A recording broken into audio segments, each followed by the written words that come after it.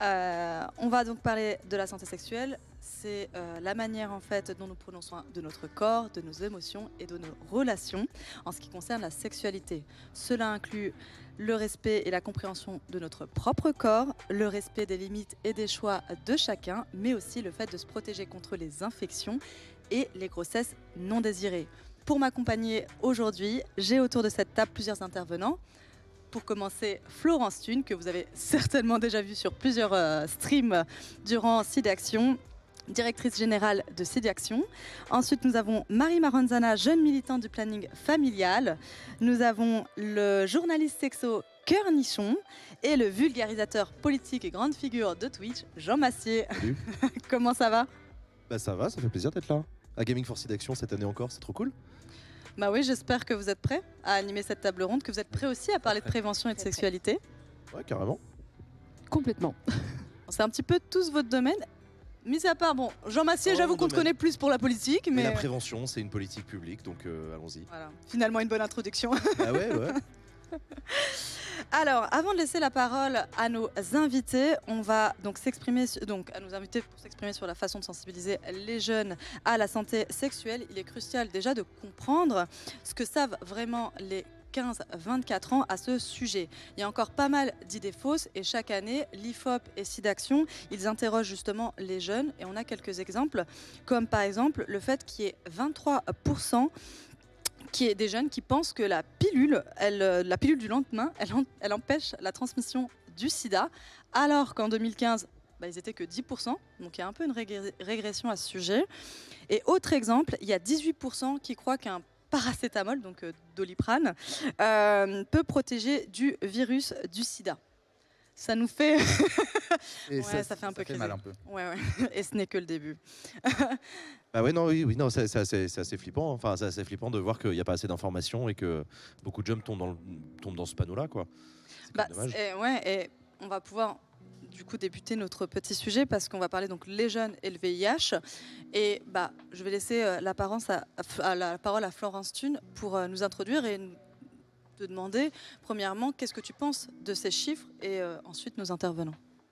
Alors effectivement, ces chiffres, ils nous inquiètent année après année, parce qu'on voit certains de ces indicateurs se dégrader, alors que ça devrait plutôt être le contraire. On devrait pouvoir imaginer que ces chiffres s'améliorent au fur et à mesure du temps. Alors, ce qu'il faut peut-être noter, c'est qu'on a eu en plus, vous savez, la crise Covid sur 2020-2021 qui n'a rien arrangé à ces indicateurs. Alors, on a des jeunes qui nous ont dit être là cette année un peu plus informés que l'année dernière. Donc, on sent bien que 2020-2021 a complètement effacé évidemment tout autre virus que le Covid. Mais ce qui est effectivement inquiétant, et ça c'est vraiment des chiffres finalement qui ne bougent pas beaucoup depuis 10-15 ans, c'est ces 15-20% de jeunes qui ont des idées mais complètement fausses sur les modes de transmission, par exemple. Alors là tu citais ce qui relevait des modes de prévention par rapport au VIH, mais il y a aussi tous ces jeunes qui pensent qu'en partageant le même verre d'eau qu'une personne séropositive, on peut être contaminé, qui pensent qu'en s'asseyant sur les toilettes publiques, on peut être contaminé. Et ça, c'est vraiment... alors, on va y revenir sûrement, mais c'est vrai qu'aujourd'hui, alors qu'on a quasiment tous les outils pour se dire qu'on ne devrait plus être contaminé par le VIH, on peut vivre avec le VIH aujourd'hui, on a des jeunes qui sont...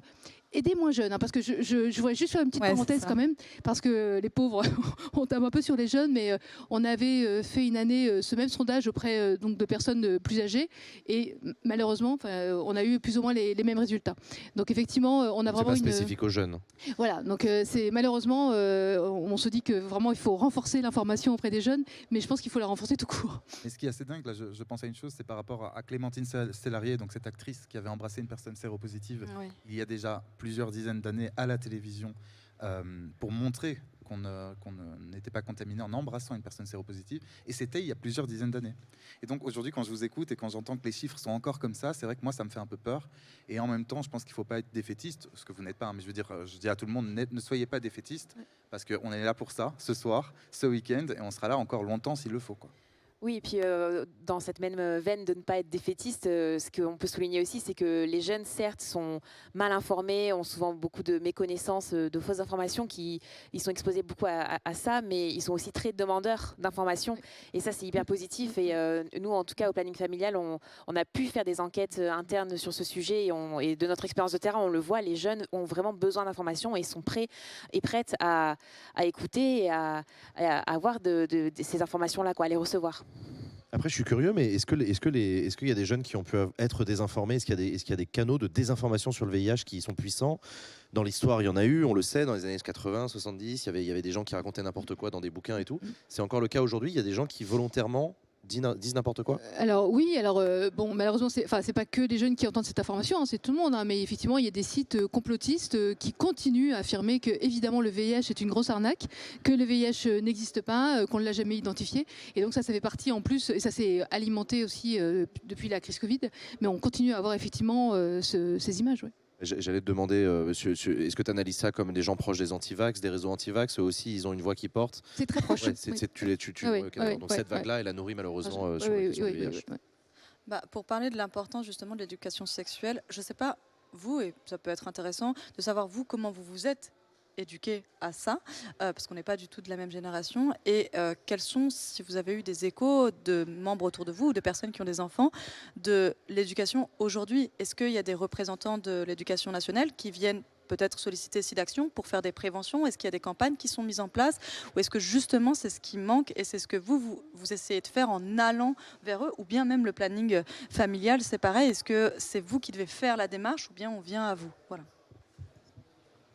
Peut-être commencer par le planning, parce que le planning intervient effectivement auprès des écoles. Oui, alors le planning familial, il y a plusieurs manières par lesquelles on peut être sollicité. Ça peut être donc des établissements qui viennent nous chercher directement. Parfois, ça dépend des associations départementales, hein, parce que le planning est présent partout sur le territoire.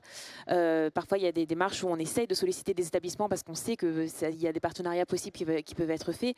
Et ensuite, une fois que l'habitude est prise de faire intervenir le planning dans un établissement, souvent ça fonctionne bien, et évidemment comme c'est des séances d'éducation à la sexualité dont les élèves ont besoin, et le corps enseignant et la direction de l'établissement se rendent compte que c'est des problématiques qu'il faut aborder. Donc une fois que là, ça se met en place, en général, ça se poursuit comme ça. Moi, après, personnellement, sur comment je me suis informée là-dessus, j'ai assez tôt été intéressée par toute l'histoire des luttes LGBTQIA+, donc notamment les luttes contre le sida.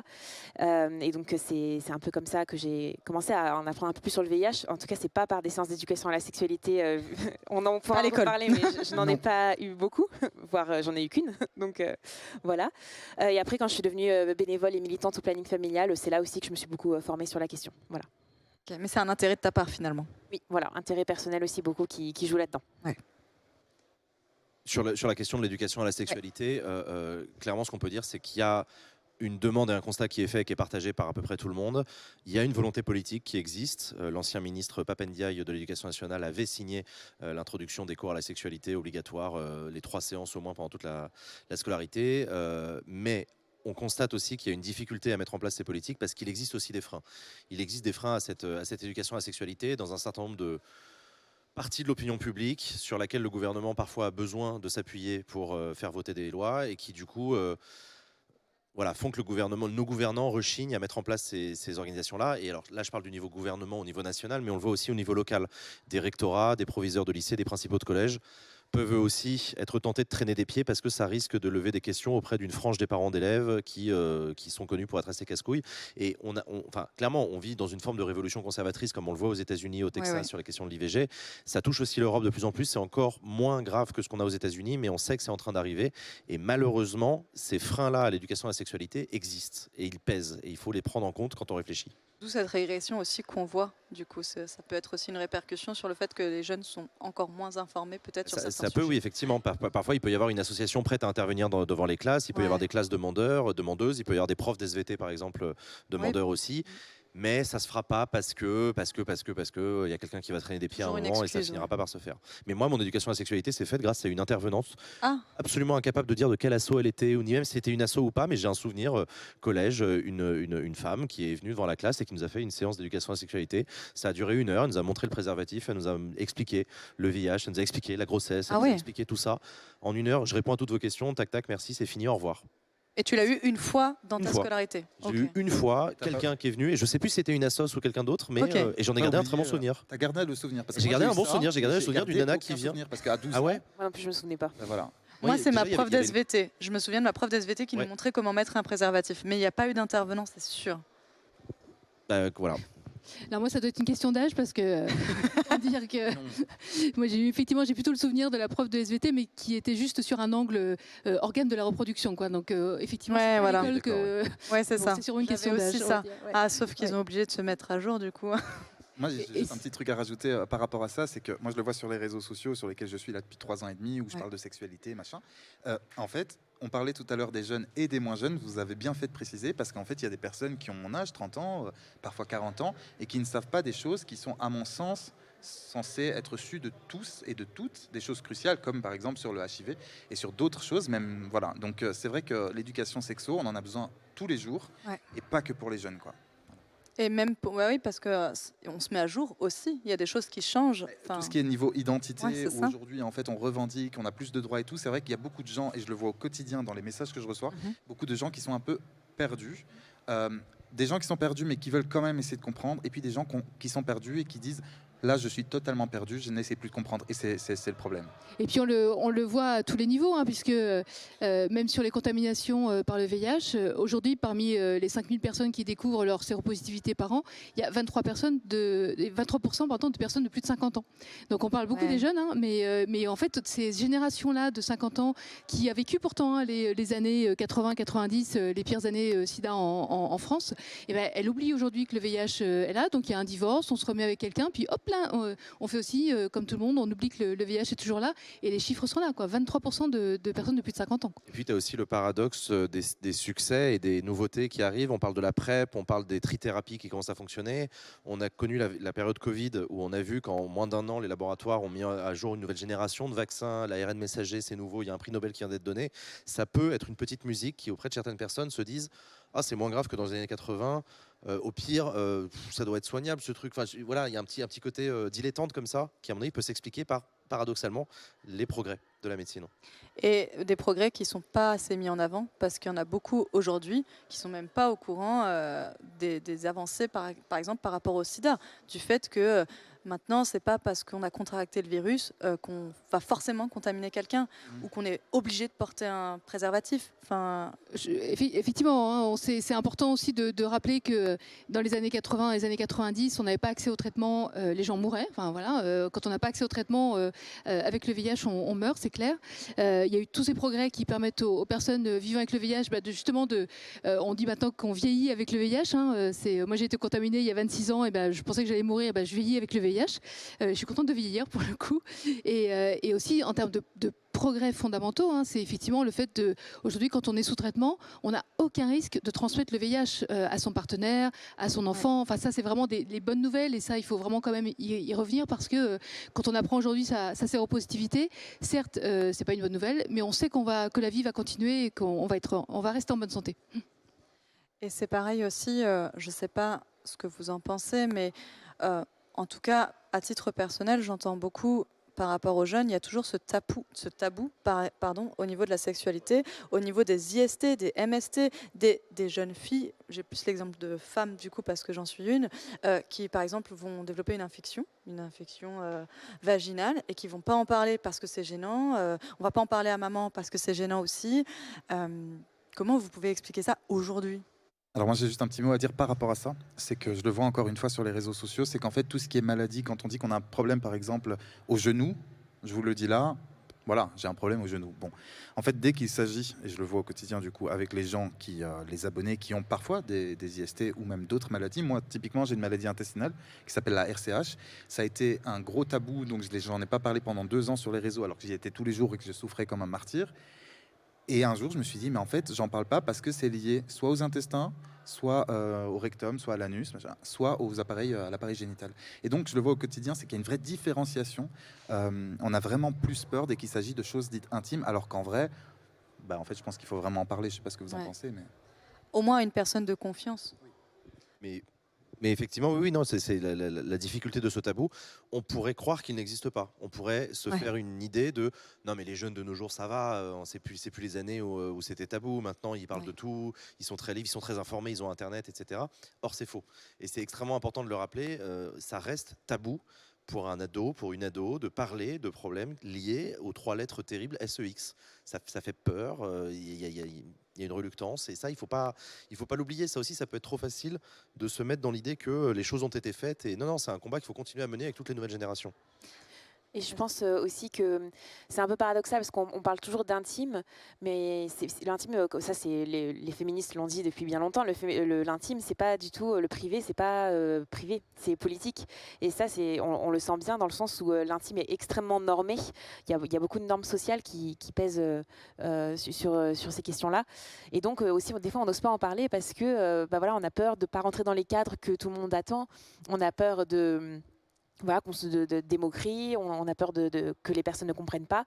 Et donc, c'est aussi pour ça qu'on ne parle pas. Et le fait de ne pas en parler, c'est une sorte de cercle vicieux où, du coup, on n'a pas l'habitude de mettre des mots sur ces choses-là. Et finalement, on reste dans ce tabou, quoi. Et je pense qu'une des premières choses à faire pour lever le tabou, c'est que des personnes prennent les devants et disent « Ok, on va commencer à mettre des mots sur les choses, on va commencer à créer des cadres où on peut s'exprimer. » Et à partir de là aussi, on se rend compte que c'est pas si tabou que ça et qu'on peut en parler. Justement, en fait, en parler, je pense qu'on est d'accord, il y a la responsabilité, je pense, de l'éducation nationale, parce que ils s'éduquent aussi à l'école, et des parents. Ça, c'est... Et des potes, et d'Internet, et des militants. Mais quand on est jeune, c'est qu'on ne sache pas, si on n'en a pas parlé, on ne peut pas en vouloir à la personne. Maintenant, c'est plus comment faire, ou comment faire comprendre, soit à l'éducation, mais soit aux parents, éduquer vos enfants, surtout qu'il y a de plus en plus de livres. Alors ça, je ne sais pas pour vous, j'ai l'impression qu'il y a de plus en plus de livres éducatifs sur la santé sexuelle, plus abordables pour les jeunes, qui pourraient être mis en avant, je ne sais pas, à l'école ou même à disposition. Mais comment faire pour que les parents qui ont justement un tabou par rapport à ça, ça peut être culturel, ça peut être religieux, ça peut être juste par pudeur, est-ce que vous avez une idée? Est-ce que vous y avez déjà réfléchi? Par ignorance aussi, je me permets, parce qu'en fait, il y a beaucoup de exactement. parents, ce qui a été mon cas, j'ai des parents assez âgés qui ont plus de 70 ans aujourd'hui, j'en ai 30, qui ne sont pas à l'aise avec ces questions, mais qui n'y connaissent pas grand-chose, entre guillemets. Ils savent comment on fait des bébés, puisque je suis là. Mais à part ça, voilà. Et donc, c'est aussi moi, je trouve qu'il ne faut pas non plus culpabiliser les parents. Et puis j'ai l'impression qu'effectivement, tu parlais des potes, mais j'ai l'impression qu'en fait tout le monde se renvoie la balle. Ouais. C'est non, c'est à l'école de le faire, et l'école dit non, c'est aux parents de le faire. Ah ben non, c'est peut-être au planning familial en fait. Et il y a ce truc là où en fait j'ai l'impression qu'on ne sait pas à qui est la faute, quoi. Mais c'est pour ça, comment donner envie. Après, c'est vrai qu'on a aussi je pense, plus finalement d'outils pédagogiques ou aussi via les réseaux sociaux. Hein. Il y a effectivement sur Instagram le compte par exemple Orgasme et moi avec Charline Vernon là, qui vient de sortir un livre pour parler justement sexualité aux enfants, parce que je pense que pour des parents c'est compliqué, hein, surtout quand c'est des petits et qui demandent comment on fait les bébés, quels mots on trouve et je pense que c'est intéressant aussi de pouvoir diffuser aussi tous ces ouvrages qui sont parfois assez sympas et qui peuvent aussi un peu justement enlever tout le tabou, et puis on peut aussi en rire, et c'est aussi important. Ouais. On va du coup en profiter pour faire une petite transition justement, vu qu'on parle de l'éducation des enfants et du coup de l'éducation sexuelle. Florence Thune, en association avec le planning familial SOS Homophobie, vous avez une bannière, donc Cas d'école. Est-ce que vous pouvez nous en parler? C'est un site internet. Alors en fait, Cas d'école, c'est effectivement une action qu'on a portée et qu'on continue évidemment de porter avec le planning familial et avec SOS Homophobie. En fait, on a porté plainte contre l'État. Okay. Au mois de mars, pour obliger l'État, on y faisait référence là, à appliquer la loi qui date de 2001 pour que ces 3 séances d'éducation à la sexualité, effectivement, soient réalisées pour les enfants tous les ans, de la primaire jusqu'à la terminale. Et ça, c'est vraiment important parce qu'il y a une loi qui existe depuis 2001, donc 2001, 22 ans, qui, voilà, on voit le site là, qui apporte plein d'infos. Et cette loi, quels que soient les gouvernements, elle n'est pas appliquée. Et donc on s'est dit, on a beau crier au loup avec le planning, avec SOS homophobie, avec plein d'associations pour dire mais il faut que cette loi soit appliquée. On voit tous quels sont les effets de la non-application de cette loi dans la lutte contre l'homophobie, dans ce qu'on dit sur la question du VIH, sur plein de choses.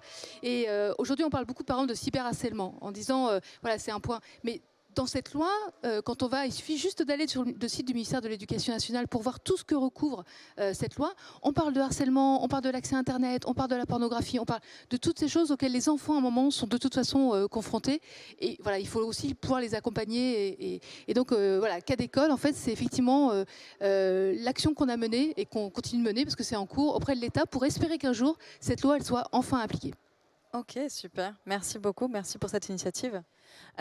Pour qu'on se rende bien compte, la loi, normalement, du coup, selon la longueur de la scolarité, elle prévoit entre 27 et 36 séances d'éducation à la sexualité. Oui, ça c'est sachant que on a donné nos deux exemples, là, on en a eu une seule. Ouais. Donc, et ça, on a des chiffres là-dessus où on voit qu'il y a un gros problème au niveau de l'application de cette loi. Et pour compléter ce que Florence disait sur effectivement la question de...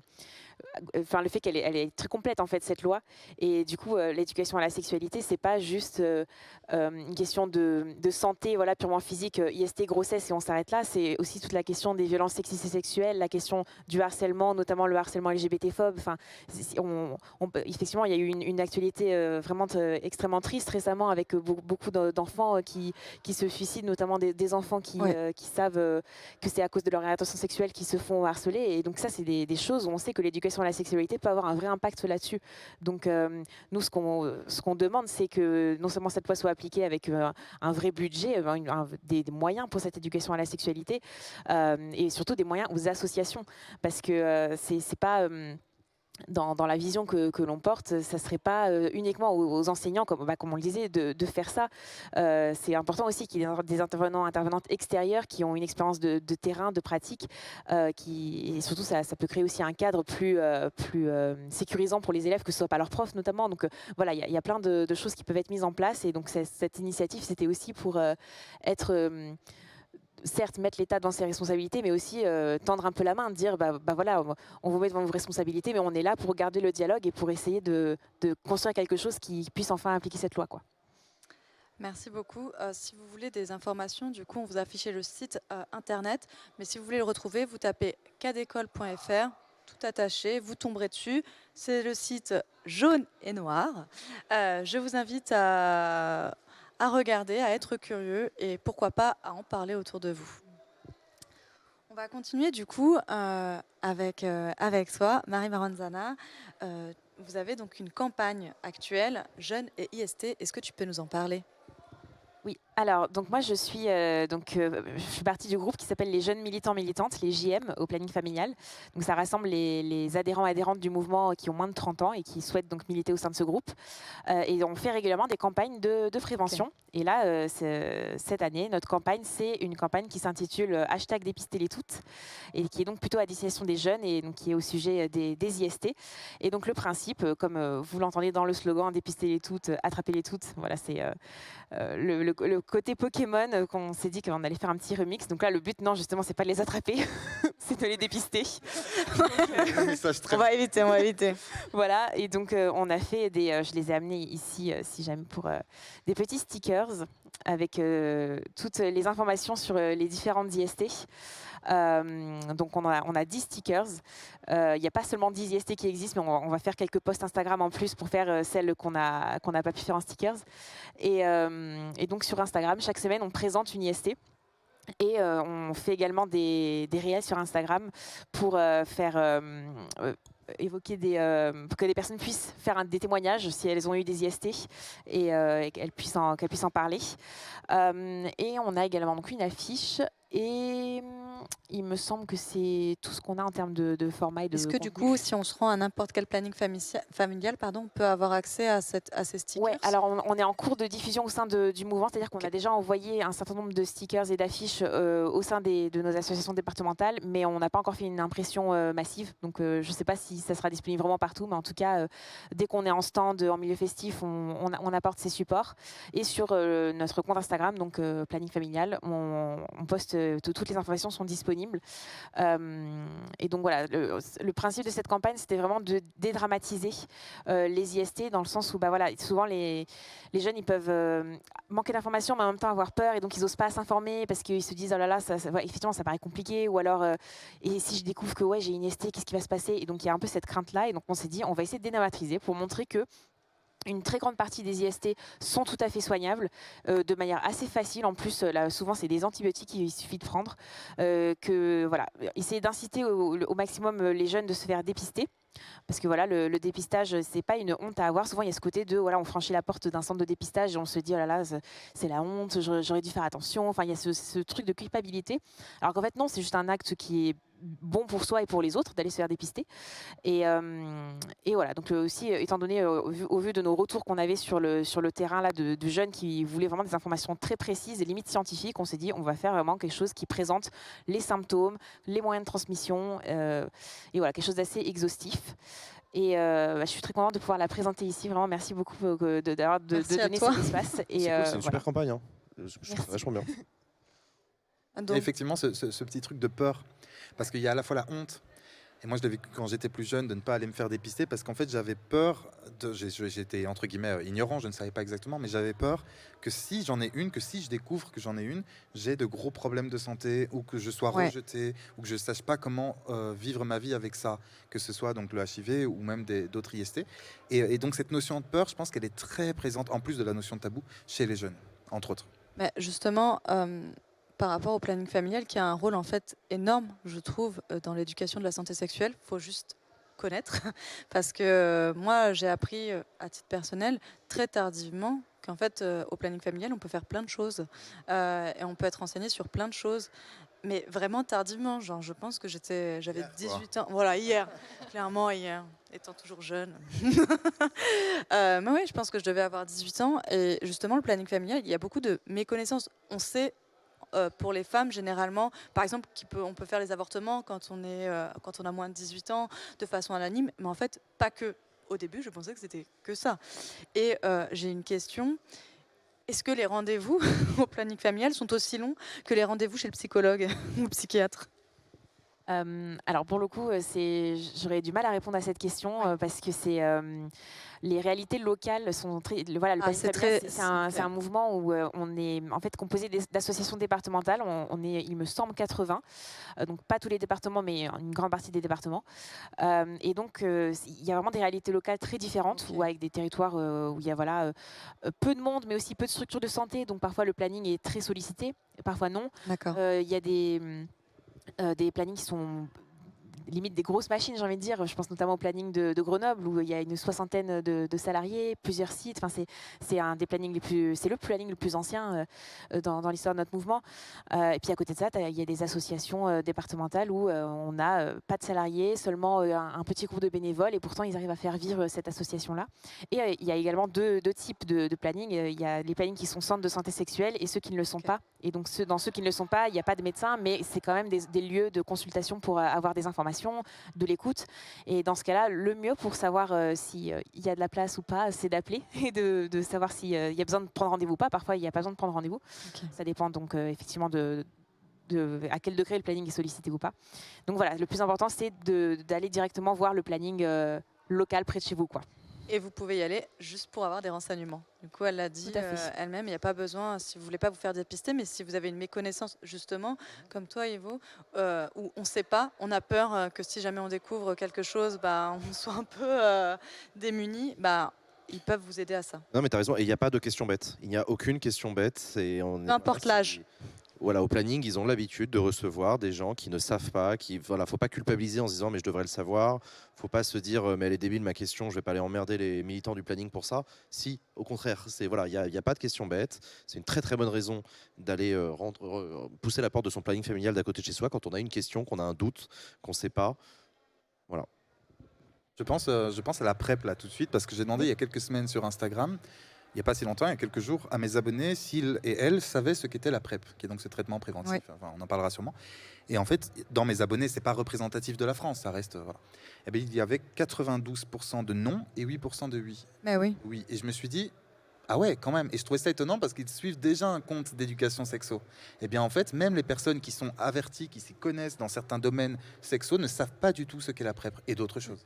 Mais on retrouve là ce qu'on disait tout à l'heure, sur ce qu'on disait là encore à l'instant, sur les tabous liés à la sexualité. C'est-à-dire qu'aujourd'hui, on sait que, bien sûr, tout le monde connaît le préservatif. On sait que maintenant, il y a ce traitement préventif qui est la PrEP et qui permet aussi de ne pas être contaminé par le VIH. On sait qu'il ne protège pas contre les IST, enfin contre les autres IST que le VIH, mais malgré tout, il protège contre le VIH.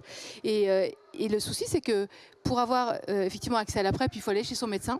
Et quand on va chez son médecin et qu'on lui dit j'aurais besoin d'avoir un accès à la PrEP, et ben, on est toujours sur un peu un jugement sur l'homosexualité ou sur une sexualité qui serait soi-disant débridée ou je ne sais quoi, plutôt que se dire la personne elle vient faire une démarche pour se protéger, elle pourrait aller chercher les préservatifs ou elle vient me voir pour avoir une prescription de PrEP, on la juge sur sa sexualité. Et moi je trouve qu'il faut sacrément du courage aujourd'hui à des jeunes pour se dire bon allez, déjà par contre rentrer dans une pharmacie ou alors aller au supermarché et avoir sa petite boîte de préservatifs à la caisse, c'est pas toujours évident, mais je trouve qu'il faut toujours qu'on ait tous une démarche, et encore plus pour les jeunes, pour se dire j'ai envie de prendre soin de moi, tout simplement, prendre soin des autres, et on leur renvoie parfois une espèce de jugement potentiel sur leur sexualité. Très vite traumatisé. Alors c'est bien de parler rapidement effectivement des médecins. Les médecins, évidemment, il y a des bons, des mauvais, comme partout. Moi, j'ai été traumatisé un jour puisque j'avais eu des relations. J'étais en gros avec un mec, ça a duré quelques années. On était en relation libre, donc on pouvait le voir ailleurs. Bon, voilà. Sauf qu'en l'occurrence, je ne suis pas sûr qu'il se protégeait à chaque fois. Et je suis resté comme ça, je n'ai pas osé faire, c'est ce que je disais tout à l'heure, les tests. Et quand on a rompu 4-5 ans après, du coup, je me suis dit, bon là, j'ai trop peur, il faut que j'y aille, il y a quelque chose. Nanana. Bon, voilà. J'y vais, et là, le docteur reçoit, donc quelques jours après, les résultats, il n'y avait rien. Donc j'ai eu de la chance. Et là, c'était une femme, elle me dit, ah bah quel miracle. Hein. Et en fait, quel miracle m'a marqué. Parce que c'était un peu satisfaisant, un peu... Et vraiment, ça m'a marqué. Je me suis dit, mais c'est comme ça qu'on parle à une personne qui n'a pas osé y aller pendant 4 ans. Donc, c'est très important de trouver le bon docteur. Et si c'est pas le bon, vous en trouverez d'autres, vraiment. Je précise aussi pour les ados et les adolescents et les adolescentes, parfois on peut traîner des pieds à l'idée de parler de sa sexualité au médecin de famille, qui est généralement le médecin de papa et de maman, ou de l'un ou des autres. Et c'est vrai que ça peut, etc. Raison de plus, surtout quand vous êtes ado, pour aller voir quelqu'un d'autre, par exemple le planning familial, par exemple, voilà, ça peut se comprendre de ne pas avoir envie de parler de sa vie sexuelle avec le médecin qui, par ailleurs, soit une maman et soit une papa. Voilà. Juste aussi par rapport à ces aspects, et c'est pour ça que l'éducation à la sexualité elle est importante, que l'intervention des associations pour parler de tous ces aspects elle est importante, parce que on a aussi ce jugement notamment sur les jeunes filles, et aussi par rapport aux outils de prévention. Je me rappelle avoir fait une intervention dans un lycée où on parlait préservatifs, et les filles sont venues me voir à la fin en me disant, vous savez madame, si nous on dit qu'on a des préservatifs dans notre poche, on va nous dire qu'on est des salopes ou des putes. Alors que les garçons, s'ils ont des préservatifs, c'est qu'ils sont responsables. Et je me disais, mais finalement, avant même de parler préservatifs et parler de VIH, c'est effectivement important d'aborder aussi toutes ces questions d'égalité garçon-fille, enfin tout ce qui relève aussi de la relation entre les garçons et les filles, où on est jugé, et comme on est jugé, on ne saisit pas des outils pour, ou en tout cas on n'en parle pas, on ne dit pas on a un préservatif dans sa poche, quoi.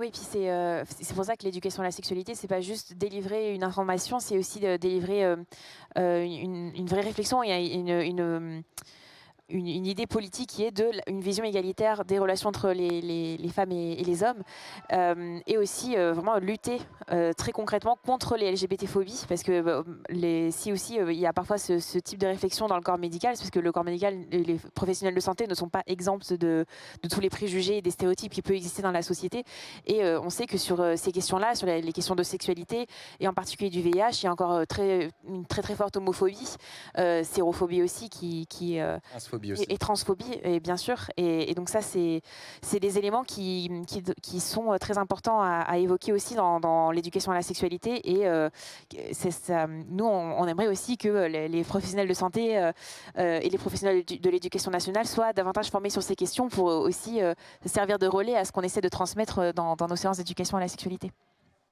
En parlant justement des méconnaissances et des fausses croyances, on va passer à toi, Regarde. Ivo. Parce que je connais rien, c'est ça. Parce que tu connais rien justement. On va commencer par là, non. Ivo, donc tu détiens le compte Cœur Nichon. Donc peut-être déjà présenter un petit peu ce compte et après on verra la suite. Yes, Cœur Nichon, il est né, je dis il parce que c'est mon avatar, hein, c'est moi et à la fois pas moi. Il est né il y a 3 ans et demi plus ou moins, juste avant le premier confinement, et ça a quand même commencé en fait à entre guillemets cartonner lors du premier confinement. Et en fait je l'explique parce que le confinement, on le sait, on avait très peu de liens, et en fait Cœur Nichon, ça a été le moyen où, voilà, en gros j'y ai écrit des citations et des textes parfois beaufs, grivois, parfois plus poétiques, parfois voilà. Et en fait ça s'est envoyé de façon virale aux amoureux des abonnés, ou aux amis, ou à la famille. En fait, l'idée, c'était de créer du lien. Et donc, ça a créé du lien. Donc, c'est comme ça qu'est né Cœur Nichon. Ça, c'est la première chose. Et au départ, je ne faisais quasiment que de l'humour. Et puis, très vite, j'ai commencé à recevoir beaucoup de questions. Et je me suis dit, mais je ne suis pas sexologue. Enfin, voilà, j'ai une formation de cinéma et de journalisme.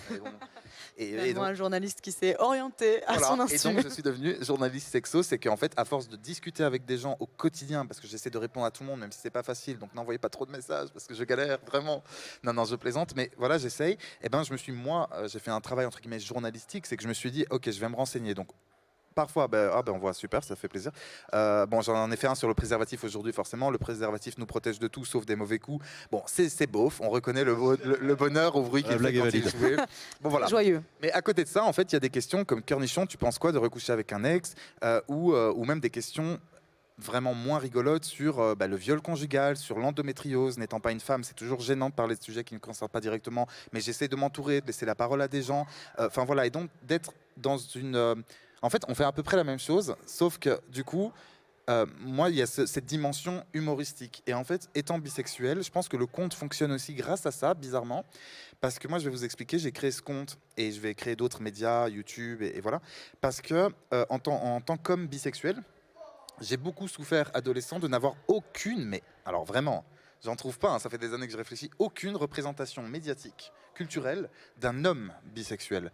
C'était soit homo, soit hétéro. Et donc, je me suis demandé si j'étais pas finalement homo. Ouais, et, donc, et là, je me suis dit, ok, il y a quelque chose à faire. Donc, évidemment, je suis pas le seul. C'est aussi, même si je fais un travail journalistique, que j'essaie le plus rigoureux possible. Parfois, je me trompe. Donc, il y a des mea culpa, je change, tout ça. Je pense à la transidentité. J'ai été maladroit un jour. Je l'ai tout de suite supprimé en discutant avec des gens. Et j'ai remis un truc correct, parce qu'en fait c'est délicat de parler de questions quand ça ne nous concerne pas directement. Mais ce que je voulais dire, c'est que mon compte, c'est aussi un compte d'humour et d'humeur, et que c'est important, et ça je le dis à toutes les personnes qui regardent, c'est important de ne pas, et pas que pour la sexualité, pour la politique, pour plein de choses, que de ne pas avoir qu'une seule source d'information. Ouais. Donc suivez-moi avec plaisir. Mais suivez Charline d'Orgasme et moi, suivez Wiki, suivez Sexo Psycho, il y en a plein, Macha, bon voilà. Et pour avoir une sorte de multitude, un panel d'informations, et vous piochez dedans ce qui vous semble, ce qui vous touche le plus. De toute façon, chacun est complémentaire. C'est un petit peu comme une activité sportive. Parfois, quand on a plusieurs professeurs, ils ont tous des pédagogies différentes. Et tous sensibilités comme ça. Exactement. Et chacun peut s'y retrouver et être chacun complémentaire. Je pense que pour la sexualité, c'est pareil. Ouais. Et la dimension réseau social, et on pourra aussi en parler avec Jean Massier tout à l'heure, mais il y a le fait que ce soit anonyme. Quelqu'un va parler derrière son ordinateur ou va poser une question. Il n'a pas déjà cet effort de sortir ou bien d'appeler parce qu'il y a la voix tremblante, parce que c'est difficile. Écrire, c'est vraiment là tout leur confort. Et je pense que c'est ça aussi. C'est le côté... En fait, moi, je ne suis pas sexologue, je ne suis pas médecin, mais je suis, enfin c'est un peu bizarre de dire ça, mais c'est ce que les gens me disent, un peu le grand frère. C'est-à-dire en fait l'épaule, le grand frère qu'on n'a pas ou qu'on a mais qui ne parle pas de ça avec nous, où on va se dire, ok Cornichon, qu'est-ce que tu penses de ça par rapport à mon ex? Qu'est-ce que tu penses de... Et parfois c'est des thématiques très délicates comme le viol ou l'inceste, et là... Évidemment que moi j'ai rien à dire, mis à part je t'écoute, si tu veux en parler, on en parle, j'accueille la parole et après je les redirige vers des professionnels. Oui, je voulais compléter aussi sur tous ces outils. Enfin, moi, j'ai découvert Twitch avec le Gaming Force d'Action depuis pour cette 3e édition, mais je vois aussi quand on intervient avec les streamers et que des questions en fait arrivent par le chat, parfois évidemment de manière anonyme, on sent à quel point ça libère en fait ces questions qu'on nous pose pas habituellement de visu. Et moi, je trouve ça génial parce que c'est une façon de plus de sensibiliser, d'informer. Et là, on sent bien que les gens osent plus évidemment poser leurs questions. Par ce canal-là. Oui. Et c'est marrant que tu dis ça parce que moi, ça me rappelle un souvenir personnel où je crois être allé discuter sur un chat en ligne proposé par une association parce que j'avais une question en lien avec une IST. C'était il y a longtemps, c'était bien avant que je sois streamer, mais ça vient de me revenir en mémoire sur le côté anonymat. Il se trouve que moi, le téléphone, j'aime pas ça. J'aime pas téléphoner, ça m'énerve, avoir une voix, machin, j'ai horreur de ça. Mais par contre, comme je suis un gamer, c'est vrai que chatter, je sais faire, j'aime bien. Et je me souviens, je sais plus quelle association faisait ça, mais un jour, il y avait un live chat, quelqu'un est là pour vous répondre, tapez votre question. Et dans l'anonymat le plus complet, chez moi, j'ai tapé ma question, on m'a apporté une réponse. Et c'est tout ce que j'avais demandé, merci. Et donc, ouais, ça marche bien, aussi pour cette raison-là. Après, il faut juste, excuse-moi, sur l'anonymat très rapidement, c'est à la fois génial et à la fois catastrophique. Je prends l'exemple et c'est pour ça que je veux en parler parce que même si c'est pas drôle, il faut parler des choses sérieuses. Il y a quelques jours, j'ai partagé une vidéo sur la transidentité, enfin sur le chanteur Christian de Queen, bon voilà. Et en fait, j'ai reçu pour la première fois de ma vie, en 3 ans et demi d'existence où je parle de viol, du clitoris, du sperme, de tout. Première fois de ma vie où j'ai dû supprimer l'espace commentaire parce que je n'arrivais pas sur Insta, c'est pas comme sur Discord où il y a des modérateurs et tout, je n'arrivais pas à modérer le nombre de... Il y avait des centaines de commentaires transphobes sous couvert d'anonymat et en fait j'ai dû supprimer parce que je me suis dit les personnes trans qui me suivent, si elles voient ça, c'est pas possible. Donc voilà, c'est juste, faites pas n'importe quoi sur les réseaux parce qu'en fait ça peut vraiment blesser, voire pire. Donc, voilà. Ça peut être un outil hyper révélateur pour ceux qui ont justement des problèmes à s'exprimer, tout comme un outil hyper destructeur. Et ça, malheureusement, on en fait de plus en plus les frais. Et on le voit à une ère aujourd'hui où tout le monde fonctionne aux réseaux sociaux. On va quand même continuer.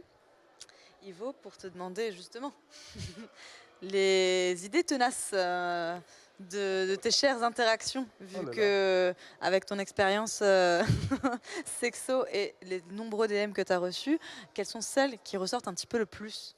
Il y en a plein, mais je vais pas les faire toutes évidemment. Il y a la bisexualité. Ce qui est très intéressant avec la bisexualité, moi c'est une de mes, causes, c'est une des choses que je mets le plus en avant étant moi-même bisexuel, donc il y a cette sorte de légitimité. Mais c'est que pour beaucoup de gens, la bisexualité n'existe pas. C'est-à-dire qu'on est soit homo, soit hétéro. Okay. Et la biphobie, écoutez bien ce mot-là, biphobie, je dis ça surtout aux personnes qui nous regardent, biphobie. Est-ce que vous, à la maison, vous avez déjà utilisé le terme biphobie dans votre bouche? Eh bien, je ne pensais pas que ça existait. Voilà. Eh bien, oui, mais c'est important parce qu'en fait, nous, en tant que bisexuels, on subit une phobie qui n'est pas une discrimination qui n'est pas verbalisée, on n'en parle pas, c'est tu. Alors que parfois, et c'est pour ça que j'en parle aujourd'hui, la biphobie vient à la fois des hétéros, mais aussi des homos. Et on pourrait s'attendre à ce que les personnes homosexuelles soient plus ouvertes sur les questions d'identité. Évidemment, je ne généralise pas, ce n'est pas toutes les personnes, mais certaines. Et en fait, non, c'est parce que pour eux, je suis un bisexuel qui n'a pas encore assumé son homosexualité. Bon, voilà, donc ça, c'est une des idées. Une autre idée assez importante, c'est sur le polyamour. Le polyamour, beaucoup de personnes, pareil, pensent que ça n'existe pas, qu'en fait, le polyamour, qui en fait... C'est un mot savant pour dénoncer un adultère, c'est ça? Non, justement, oui, justement. Je croyais que tu me disais ça en premier degré, j'allais t'engueuler. J'allais dire la tête des gens, ils doivent se dire ça, ils disent polyamour, c'est histoire de... Oui, en gros, c'est des gens qui ont envie de ken et qui trouvent cette excuse. Non, le polyamour, ça vient de la polyamorie, qui est en fait le sentiment qu'on peut avoir quand on est amoureux de plusieurs personnes en même temps, même sans avoir des relations sexuelles. Donc ça, c'est des clichés, des idées reçues qui sont tenaces. Et il y en a une autre, là, il y en a plein, mais j'ai vraiment envie d'en parler rapidement, c'est qu'il y a 2 jours, donc tout récent, tout frais, j'ai demandé à mes abonnés, ce que je n'avais jamais fait en 3 ans et demi, je leur ai demandé, êtes-vous féministe? J'ai pas fait de préambule comme je fais d'habitude, on va parler d'un sujet qui n'a... Êtes-vous féministe? Alors moi, je pensais que oui. Enfin, je pensais que c'était tellement acquis qu'on allait m'engueuler et me dire...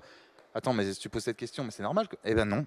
Enfin, 64% des répondants et répondantes ont dit que oui, mais 36% ont dit ne pas être féministe. Et j'étais un peu choqué. Quand même, c'est beaucoup, ouais. 1 sur 3 Ouais, c'est dans mes abonnés, en tout cas ceux qui ont répondu aux stories, tout ça. Et j'étais choqué parce qu'en fait, mon compte prône ces valeurs de féminisme depuis le début.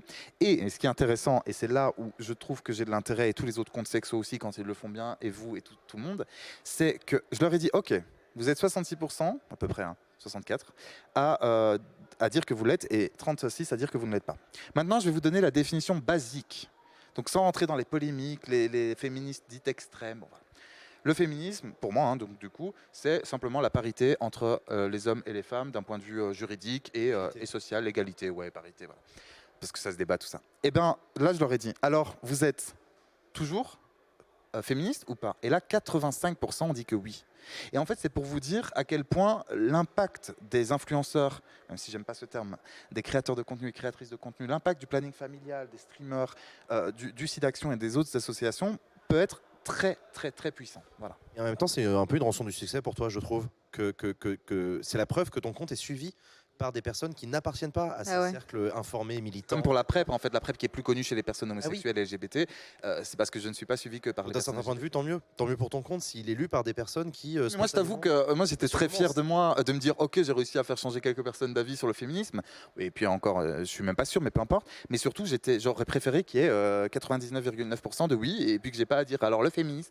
Mais voilà, tout ça pour te dire qu'il y a beaucoup d'idées tenaces sur le viol conjugal, sur le... C'est très intéressant que j'en parle, je parle beaucoup, mais je suis désolé. Là, j'ai une petite capote, je vais vous la montrer, du coup, un préservatif.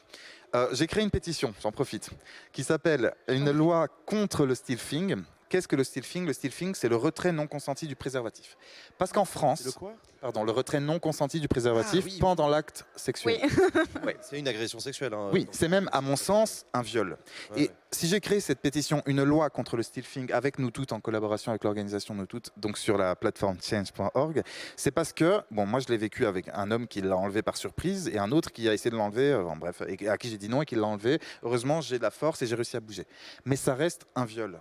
Et aujourd'hui, la loi française, on parlait des politiques tout à l'heure, il y a une sorte de flou juridique autour du stilfing qui n'est pas vraiment considéré comme un viol, donc comment punir ça? Et en même temps, les gens me disent, oui, mais comment prouver que la personne l'a vraiment fait? Bon, peu importe. Le stilfing, et je finirai là-dessus, le stilfing est dangereux pour 3 raisons. Il y a effectivement la contamination du coup, des IST, VIH et les autres, une grossesse non désirée, et puis un choc émotionnel traumatisant. C'est une agression. Hein. Donc c'est une agression, donc faites pas ça à la maison. Si on vous dit non, vous ne l'enlevez pas. Et surtout, et aussi ne le faites pas par surprise en fait, parce que ça reste un viol à mon sens. Voilà. Donc tout ça, c'est des sujets... Ça n'a pas été donné. Le consentement, on n'en a pas beaucoup parlé du consentement, mais le consentement, on a 20 ans de retard. Arrête de parler, c'est à vous. C'est ce que j'allais dire, oui, ça revient sur la question du consentement, et ça c'est aussi un des aspects qui est abordé effectivement à tous les niveaux sur l'éducation à la sexualité. Ouais. C'est pour ça que moi, je voulais revenir sur une des idées reçues au sujet des violences aussi. Je vous invite vraiment à aller regarder les chiffres du dernier rapport du HCE sur l'état du sexisme en France. Il y a des chiffres vraiment, je me souviens plus du chiffre précis, mais c'est assez atterrant de voir qu'il me semble que c'est presque un quart des 15-24 ans qui estiment que les femmes peuvent prendre du plaisir à être forcées. Donc on est quand même sur des idées reçues qui viennent de plein de choses, hein, des normes sociales, de la pornographie. Enfin, il y a plein de choses qui peuvent jouer sur ces idées reçues-là, et donc c'est très important de les combattre et de revenir sans cesse à la question du consentement qui est vraiment au cœur de plein de choses quand on parle de santé sexuelle. Mais justement, en fait, comment on peut les combattre, nous, aujourd'hui? Parce que... on le voit par exemple aux États-Unis, l'énorme régression avec l'IVG. Aujourd'hui, on est aussi beaucoup en France à se dire mais mon Dieu, ça va nous tomber dessus à un moment donné. Comment ça se fait qu'on régresse alors qu'on a l'impression que les jeunes sont en train de justement essayer de prendre le pouvoir, entre guillemets, ou en tout cas la libération de la connaissance sur la sexualité, la santé sexuelle, l'identité, etc. Comment vous répondez à ça? Enfin, si vous avez un avis. Ah mais c'est la pire des questions, celle que tu poses.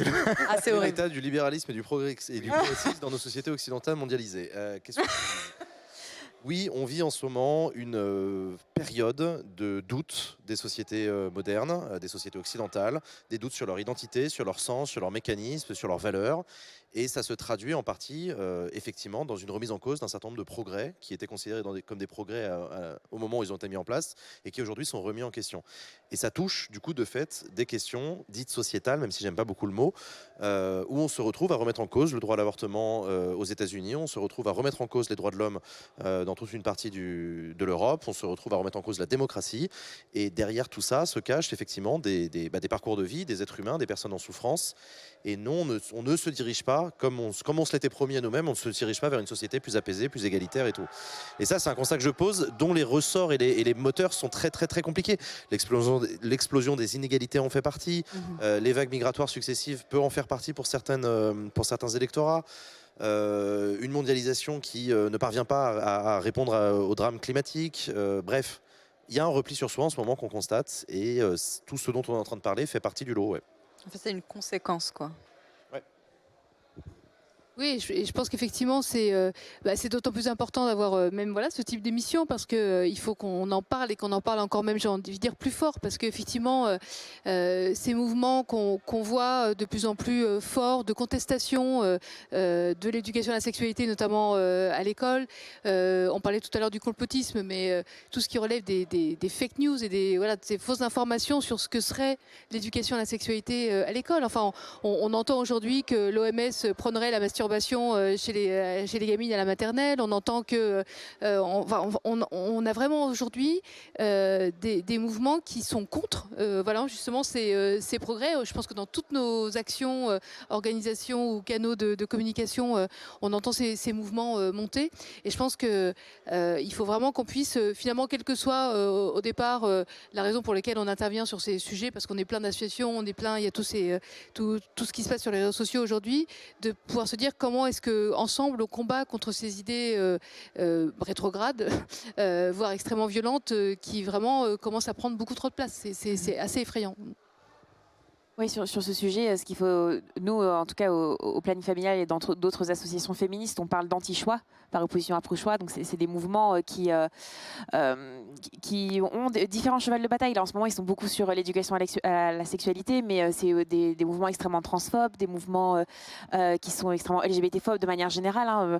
Je pense notamment, parce qu'on parlait d'actualité et de fait que au niveau de l'Europe, on a des régressions un peu partout. En Italie, les droits des lesbiennes au niveau de leur droit de parentalité avec la PMA ont été remis en cause récemment depuis l'arrivée de l'extrême droite au pouvoir. Donc voilà, on est sur des mouvements qui sont également anti-IVG principalement. Disons que historiquement, ils ont été ils ont beaucoup freiné le droit à l'IVG en France. Et donc voilà, ça c'est des mouvements qui sont ultra financés au niveau international, au niveau européen. Ça il faut le savoir, ils sont très présents dans toutes les instances européennes, à l'ONU. Enfin voilà, c'est des mouvements qui arrivent en étant quand même minoritaires, je pense. Quand on regarde un peu l'état de ce que pensent les personnes en France, on est quand même sur des choses relativement positives. C'est ceux qui font quand même le plus de bruit. Exactement. Parce que tu parlais du fait qu'ils soient financés, qu'ils soient Moi, je prends l'exemple encore une fois d'Instagram. Il faut savoir qu'il y a des raids contre les comptes comme le mien, contre le compte comme Charline d'Orgasme et moi, WICU, en fait, qui visent en fait à se faire supprimer, à censurer nos comptes parce que trop progressistes. Et encore plus quand c'est une femme qui le tient, parce qu'en fait, une femme ne peut pas parler de sexualité comme un homme pourrait. C'est dramatique. Oui, tout à fait. C'est vraiment des groupes qui sont extrêmement bruyants. Ils prennent beaucoup de place au niveau des manifestations, de leurs actions. Ils sont très très forts en com. À partir du moment où on est très financé, on peut avoir les moyens de faire des campagnes de com assez impressionnantes. On l'a vu avec les vélos, je te coupe encore. Non, mais j'allais dire exactement cet exemple. C'est la question des Vélib à Paris où il y a eu donc ces autocollants anti-IVG. Voilà, ça c'est des choses. Ils sont capables de faire ça. Ces mouvements c'est une grosse offensive et c'est pour ça que nous, il faut qu'on soit aussi dans cette offensive-là. Il ne faut pas qu'on réagisse tout le temps. Il faut aussi qu'on soit proactif sur ces questions pour occuper l'espace public et essayer d'imposer le projet qu'on a avec l'éducation à la sexualité, qui est justement parce que parfois il y a certains de ces mouvements qui vont vous parler d'éducation à la sexualité, mais ça va pas du tout être celle que nous on prône. C'est-à-dire que ça va être l'abstinence ou ah non, attention, l'homosexualité c'est très mauvais. Et donc nous, ce qu'on dit, non, nous le projet de société qu'on porte, qui est un projet d'égalité, un projet de tolérance, un projet de paix, ça c'est quelque chose que nous on porte et il faut qu'on est vraiment dans une une opposition forte où il faut qu'on nous donne aussi des moyens pour agir. Merci pour cette information. J'en profite pour vous dire dans le chat, si jamais vous avez quelques questions à leur poser, n'hésitez pas à les écrire. On va pas tarder à finir notre petite table ronde, mais on aimerait quand même profiter pour répondre à vos questions. Donc n'hésitez pas à les indiquer sur le chat, on les relèvera et on me les transmettra pour que je puisse les poser à nos intervenants. On est donc en direct de Twitch et il y a un très fort connaisseur de cette plateforme ici même. C'est quoi? De qui parle-t-on? Jean Massier, tu as réussi en tout cas à rendre la politique plus accessible auprès des jeunes. En tout cas, tu essayes, mais je pense que c'est déjà réussi pour beaucoup. Et on aimerait du coup ton avis sur justement quelle pourrait être l'importance de cette plateforme aujourd'hui vis-à-vis de la santé sexuelle. Est-ce que ça peut être un gros plus parce qu'aujourd'hui on n'a pas ou peut-être pas à notre connaissance, de spécialistes sexo sur Twitch. On a toi en politique, mais est-ce que... Il y en a. Il y a quelques streamers et quelques streameuses de plus ou moins bonne qualité qui font des streams spéciaux éducation sexuelle. Si, il y en a quand même, mais c'est probablement pas encore assez important. Oui. En préparant cette émission, j'ai réfléchissais à cette question et je pense qu'en réalité, Twitch est probablement l'une des meilleures plateformes sur lesquelles on peut faire ça. Clairement. Parce que Twitch, c'est hyper intéressant. Twitch est une plateforme sur laquelle la relation et le lien entre le créateur de contenu et son public est le plus fort, mais le plus fort dans le sens du quasi-intime. Ce qui pose plein de problèmes du côté des relations parasociales, mais ce qui peut avoir l'avantage justement de permettre d'aborder ces sujets-là. C'est rare les plateformes sur lesquelles les créateurs de contenu abordent autant leur vie personnelle, leur vie privée, voire des choses de l'intime. Non pas que je prône qu'il faille le faire ou que ce soit une bonne chose de le faire sur Twitch, mais qu'en tout cas, s'il y en a un ou une qui décide de se mettre à disposition de son public pour, en profitant de l'anonymat dont on parlait tout à l'heure dans le chat, répondre à toutes les questions, et ben en fait ça peut être quelque chose de formidable. Et moi je l'ai réussi à le faire pour la politique en faisant exactement comme toi, c'est-à-dire comme toi Cornichon, en étant ton bon pote qui s'y connaît un peu et à qui on peut poser toutes les questions qu'on veut. Je suis pas un prof, je suis pas un militant du planning, je suis pas un spécialiste, je suis pas un voilà, mais si vous avez des questions sur la politique, moi je peux y répondre parce que c'est vrai que je connais 2-3 trucs. Et bah cette posture là, elle est possible sur Twitch et je pense que c'est une plateforme assez miraculeuse pour ça. Il y a les modérateurs, je me permets, c'est qu'en fait, il y a ce truc-là où j'ai encore eu ce souci avec la transphobie dans les commentaires. Twitch, c'est une plateforme. Alors, il faut savoir qu'on est plusieurs influenceurs Insta à qui on nous demande quand est-ce que vous arrivez sur Twitch. Ouais. C'est une organisation. Faut pas se forcer. Voilà, les gens ne se rendent pas compte. Hein, mais en fait, c'est marrant parce que ce que tu parles de Twitch, c'est exactement ce que moi je vis et d'autres en DM. Sur Insta, sauf que tu n'as pas cette instantanéité parce que tu reçois le DM, puis tu réponds à un autre. Là, tu vois tout d'un coup. Moi, je trouve que Twitch est une très très bonne plateforme pour ça. C'est une plateforme qui sert à ça. Après, c'est pas la seule. Les stories sur Insta aussi fonctionnent très bien. Facebook a sa manière, a son mode de fonctionnement. YouTube, ça peut être très bien pour faire de la La vulgarisation sur YouTube, c'est connu, ça marche très bien, surtout en France. On est un des premiers pays comme ça, donc tant mieux pour nous.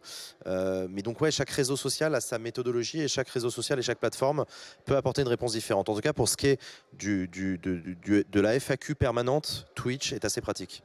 Et est-ce que tu as les noms en tête justement des streamers ou streameuses, je ne sais pas, qui sont sur Twitch et qui parlent ou qui ont peut-être des émissions spéciales sexuelles? Alors, il y en a une que je connais qui s'appelle Claire Caché. Okay. Claire Caché, c'est une streameuse qui vit à Los Angeles et qui est sex coach dans la vie. D'accord. Qui intervient aussi sur des plateaux de télé, sex advisor, intimacy advisor sur des plateaux de télé à Hollywood. Est-ce que tu sais si elle a beaucoup d'abonnés? Parce que ça, c'est aussi l'interrogation que moi j'ai, c'est est-ce que les gens sur Twitch, qui ne sont pas forcément les gens qu'il y a sur Insta et inversement, parfois oui, mais est-ce qu'ils sont prêts, est-ce qu'ils ont envie de parler de sexualité? Non. Les streamers et les streameuses parlent des sujets qui leur plaisent et n'abordent pas les sujets qui leur plaisent pas. Donc personne ne va se sentir obligé d'aborder un sujet. Si quelqu'un dans ton chat te lance sur un sujet que tu n'as pas envie d'aborder, tu vas même pas lire son message et tu vas passer à la suite. Les abonnés, ils ont cette demande, tu penses, d'infos sexo sur Twitch? Parce qu'on résume un peu Twitch au gaming. Alors ils le verbalisent peut-être pas, mais ça revient à ce qu'on disait tout à l'heure. Peut-être qu'il ne faut pas attendre que les gens posent la question pour venir leur apporter l'information et pour se rendre compte qu'en fait, moi si un jour, si tu veux, je pourrais faire le test. On est en train de parler de politique. Moi, ça fait 8 ans que je parle de politique. et qu'à un moment je lâche la bombe comme ça en disant ça vous dit qu'on parle de santé sexuelle là?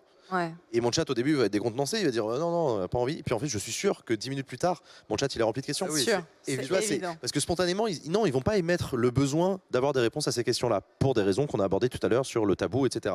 Mais à mon avis, si je pose l'objet au milieu de la table, ça va séduire plein de monde parce qu'en fait, une petite lumière dessus. le fait est que je suis pas un expert de ça. Claire Cachet, dont je parlais, elle est bien plus une experte que moi. Enfin, oui, une connaisseuse, une experte, c'est son métier, et je sais qu'elle fait des streams entiers où elle répond qu'à des questions sur la sexualité. Il y a également Utile Futile qui est streameuse Utile Futile. Oui, Utile Futile, oui. Qui est également streameuse là chez Sidaction que vous pouvez retrouver en live, qui parle également de sexo. Donc voilà, il y en a quelques-uns. Alors ils sont pas beaucoup mis en avant, et ce que je trouve dur, c'est surtout comment les mettre en avant. Enfin, par exemple, si on cherche à regarder des lives qui parlent de sexo, de sexualité, en fait, comment on les retrouve parfois, la recherche Twitch, elle n'est pas évidente, ou puis si les titres ne sont pas clairs, c'est aussi compliqué. Ce qui a fait pour toi, finalement, le coup de boost aussi, le Covid, ça a énormément aidé, je pense, mais comment a été faite ta mise en avant ? Moi, j'ai jamais eu d'explosion d'audience. Ouais. Ça a toujours monté de manière assez linéaire. Il y a eu quelques événements où j'ai gagné un petit peu en notoriété, les The Event par exemple, des événements comme ça. Mais en réalité, c'est assez peu par rapport. Ça fait 8 ans quand même que je suis sur cette plateforme. La patience. Ouais, en fait, c'est beaucoup la patience. C'est beaucoup la patience. Les élections, pardon, je te coupe, mais les élections présidentielles, est-ce qu'il y a des moments comme ça électoraux? Les élections, oui. En fait, moi j'ai toujours eu la chance qui est que ma matière première, c'est l'actualité politique, et que par définition, elle ne meurt jamais, et qu'il y a toujours plein de trucs à dire. Donc ça, c'est mon fuel éternel, c'est mon carburant, c'est l'actualité politique. Et c'est vrai que l'actu, parfois, donne envie aux gens de suivre la politique. Les présidentielles, mais uniquement les présidentielles, ça passionne les foules. Les sénatoriales, je te le dis tout de suite, tout le monde s'en branle. Et moi le premier. Mais voilà, par 49.3, Gilets jaunes, attentat du Bataclan, guerre entre Israël et le Hamas. Donc voilà, tous ces événements-là, à chaque fois, apportent leur flot de gens qui s'intéressent à la politique. Donc en fait, oui, c'est des vagues. Ça fait une certaine visibilité, comme ça, en fait. Ouais, c'est ça qui m'a boosté. L'éducation à la sexualité, pour le coup, n'a pas cet avantage-là, d'avoir la grosse actu. Ou alors, il faut l'inventer l'actu, d'où l'intérêt du Sidaction. Par exemple, la télévision a créé l'actu, c'est une semaine de Sidaction chaque année, et ça permet du coup à la télévision de spécifiquement parler de ça. Bon, peut-être que c'est charge à nous sur Internet d'inventer une nouvelle temporalité, un nouveau calendrier. C'est le cas de Gaming for Sidaction qui est décorrélé, tu me l'as expliqué tout à l'heure, du Sidaction télé. Et à mon avis, c'est une bonne idée. Il faudrait qu'on trouve un moyen d'inventer sur Internet cette cyclicité qui nous permet de revenir à chaque fois. Et c'est un très bon début, Gaming for Sidaction. Oui, et puis ça nous permet nous aussi de trouver de nouveaux canaux, pour parler à d'autres personnes qui vont pas être devant leur télé, parce que c'est ça aujourd'hui, c'est aller chercher effectivement les personnes, quel que soit leur âge, pour pouvoir leur passer plein de messages. Et là, c'est pour ça qu'on s'est dit, on va pas seulement parler de VIH, on va parler de santé sexuelle et d'éducation à la sexualité. Et c'est vraiment important de pouvoir attraper tous ces canaux pour parler de tous ces sujets. Justement, les codes de Twitch, est-ce que ce ne serait pas un bon complément pour les campagnes des santé publique? Est-ce qu'il ne pourrait pas y avoir des campagnes de santé publique sur Twitch avec peut-être une FAQ, une question-réponse avec les viewers? Vu comment s'y prennent nos pouvoirs publics pour mener des campagnes quelles qu'elles soient, j'ai envie de te dire, à la limite, vaut mieux éviter qu'ils se lancent là-dessus parce qu'ils vont le faire n'importe comment. Si c'est passé par des intermédiaires, justement. Ça va déjà vachement mieux. Non, mais voilà, c'est ça. Si, assez clairement, des campagnes de santé publique peuvent toucher Twitch, mais le problème, c'est que sur Twitch, à mon avis, le meilleur réflexe qu'on puisse avoir, c'est de laisser les créateurs faire comme ils savent bien faire. Venir de l'extérieur. Déléguer. Pardon ? Peut-être déléguer du coup. Déléguer. Faire un concours Lépine de celui qui invente la meilleure manière de faire la santé sexuelle sur Twitch. Et celui qui trouve le stream le plus ouf, il gagne un lot. Non mais je rigole à peine. Bien On fait une cérémonie de remise des prix une fois dans l'année pour féliciter les chaînes Twitch qui ont réussi à trouver la meilleure manière de parler de santé sexuelle. C'est une manière de dire, allez-y, soyez créatifs, c'est un appel à projet géant. Soyez créatifs, imaginez. Écoutez tous. Tu vois, en parlez-en autour de vous. C'est une idée comme ça parce que je réfléchis en parlant, mais... faire confiance aux gens sur la plateforme, ne pas venir de l'extérieur avec des kits streamers, parce qu'il y a des boîtes de com maintenant qui font ça, c'est insupportable. Tenez, voici des assets, mettez-le sur votre stream. Non, en fait, ça marche pas comme ça, Twitch. C'est une autre manière de faire, et à mon avis, oui, mais ça demande de faire confiance aux créateurs de contenu. Ça demande d'accepter que les créateurs de contenu aient des choses à proposer. Parfois des choses un peu punk, parfois des choses un peu trash, parfois des choses qui marchent, parfois des choses qui marchent moins. Mais ça a au moins le mérite de faire confiance aux acteurs en leur disant c'est vous qui connaissez mieux que personne la plateforme, allez-y. Mais justement, par rapport aux marques et donc au placement de produits aussi sur Instagram, je prends l'exemple d'Instagram, et voilà, c'est que tu l'as bien dit, en fait, le créateur et la créatrice de contenu, ce sont des personnes à part entière. Et là, je suis en train de remarquer que plus les années passent, plus les marques disent « Ok, on vous fait confiance, adaptez notre discours à votre discours, faites-vous, faites ça à votre sauce. » Et c'est bien, ils ont fini par l'apprendre. Et oui, ça a mis des ça a pris années, du temps, ça a mis des est. années, parce que même encore aujourd'hui, il y a des marques avec qui, du coup, je ne travaille pas, qui ne me laissent pas la liberté de mettre mon ton insolent, mon ton parfois un peu... oui, très coquin, alors que c'est pour, par exemple, des toys, enfin, donc des trucs coquins. Et en fait, non, là, c'est un peu trop. Et ben, en fait, soit on aime, mais je parle de moi, mais n'importe qui, c'est-à-dire Bien sur sûr. toi, soit on travaille avec un influenceur, un créateur de contenu, un journaliste, qui a sa personnalité, et c'est pour ça qu'on travaille avec lui, soit on ne travaille pas avec lui. Et donc, c'est important. Je suis complètement d'accord avec toi, et surtout, c'est ça qui fonctionne. Quand on laisse les créateurs faire à leurs pattes, etc. Et moi, je suis comme toi, les partenaires qui viennent me voir en voulant organiser des tables rondes plus chiantes que les unes que les autres, je leur dis, mais si vous voulez faire des tables rondes, allez au Sénat, ils le font très bien. Moi, sur Twitch, ça va être ça va être des talk shows, ça va être cool, ça va être fun, on va dire des gros mots, ça va être marrant. Mais voilà, donc à mon avis, faire confiance aux créateurs, les laisser imaginer la meilleure manière de le faire. Et ça peut être, ça peut être plein de trucs, des libres antennes sur Discord, ça peut être des FAQ dans le chat, ça peut être des jeux concours, ça peut être des jeux vidéo entièrement consacrés à ça, ça peut être des détournements de jeux vidéo déjà existants, ça peut être trop marrant. T'imagines un serveur Minecraft dédié à la santé sexuelle, et en vrai, c'est pas débile. Il y a un monde où je suis en train de vous donner plein d'idées là, prenez des notes parce que voilà. De l'argent à se faire. En ce moment, il y a un concours qui sort. Allez, le brainstorming est fini. Merci beaucoup pour vos interventions. Je vais peut-être laisser la parole au chat et donc à la régie de me transmettre si jamais il y a eu des questions qui ont été relayées par les viewers ou pas. Sinon, j'ai peut-être une dernière question pour vous. Alors, le temps qui me donne l'information. Moi, j'ai une question. Quels sont pour vous les sujets les plus importants à apprendre en ce qui concerne la santé sexuelle? Donc, parce que pour prioriser, s'il y a des thématiques importantes sur lesquelles parler, quelles seraient-elles? Alors moi, je commence rapidement sur le consentement. Alors on le dit, parfois ça saoule certains abonnés, certaines abonnées. C'est bon, on a compris. Ben non, en fait, on n'a pas compris. C'est-à-dire que par exemple, les personnes n'ont pas toutes compris les nuances du consentement. Le consentement, c'est la base de tout. C'est la base de la sexualité, mais c'est la base de l'amour, c'est la base de l'amitié, c'est la base des relations professionnelles, familiales. Donc pour moi, ça dépasse le cadre sexuel. Mais le consentement, moi j'avais trouvé ce petit truc, alors rien de révolutionnaire, mais de retenir le mot clé pour parler du consentement, clé avec un F en l'occurrence, parce que le consentement, il doit être clair, donc c'est un oui franc, et voilà. Il doit être libre, donc sans pression, sans menace. Il doit être éclairé, on doit savoir si la personne, il faut que la personne soit dans la vérité avec nous pour qu'on dise un oui ou un non. Et le F que j'ai rajouté, c'est pour fluide. C'est très important, c'est la révocabilité, je ne sais pas si ça existe ce mot, du consentement, où c'est pas parce qu'on dit oui, même pendant l'acte pénétratif ou autre, qu'on ne peut pas dire non d'un coup. Voilà. Donc moi, le consentement, et j'arrête de parler. Non, mais je t'en prie, on est là pour ça.